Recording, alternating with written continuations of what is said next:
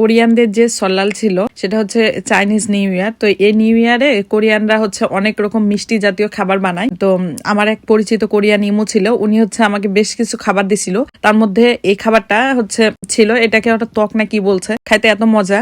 আর সঙ্গে যে খাবারটা আছে এটা হচ্ছে পুরাই বাংলাদেশের খাজা আছে না, তিলের খাজা, ওই টাইপ। তো বলছে এরা হচ্ছে ঈদে বানাইছে, রাইস দিয়ে বানাইছে। আমার মনে হয় এটা হচ্ছে যে মুড়ি আছে না, মুড়ি দিয়ে বানানো। তো এই সল্লালে কোরিয়ানরা সাধারণত মিষ্টি জাতীয় খাবার খায়। এরা নাকি হচ্ছে খাবারের সাথে কোনো রকম মরিচ গুঁড়া বা মরিচ পেস্ট এগুলো কিছুই দেয় না, সাথে হচ্ছে রসুনও দেয় না, কারণ রসুন এরা স্পাইসি হিসেবেই খায়। কোরিয়ানরা সল্লালের খাবারে ঝাল না খাওয়ার অন্যতম কারণ হচ্ছে এরা বিশ্বাস করে যে হচ্ছে এদের পূর্বপুরুষেরা সল্লালের দিনে তাদের সাথে একসাথে খাবার খায় আর সল্লালটা উদযাপন করে, তাই তারা কোনো রকম খাবারে মরিচ গুঁড়া বা রসুন দেয় না। যদি এগুলো কোনো খাবারে দেয় তাহলে নাকি তাদের পূর্বপুরুষরা খুব রাগ করে, রাগ করার পর তারা চলে যায়। তাই তারা এইসব খাবারে কোনো রকম মরিচ গুঁড়া বা হচ্ছে রসুন পেস্ট বা রসুন দেয় না।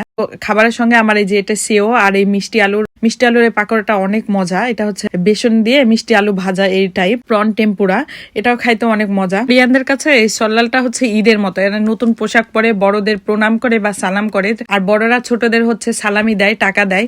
তো এইভাবে এরা পরিবার নিয়ে সল্লাল উদযাপন করে।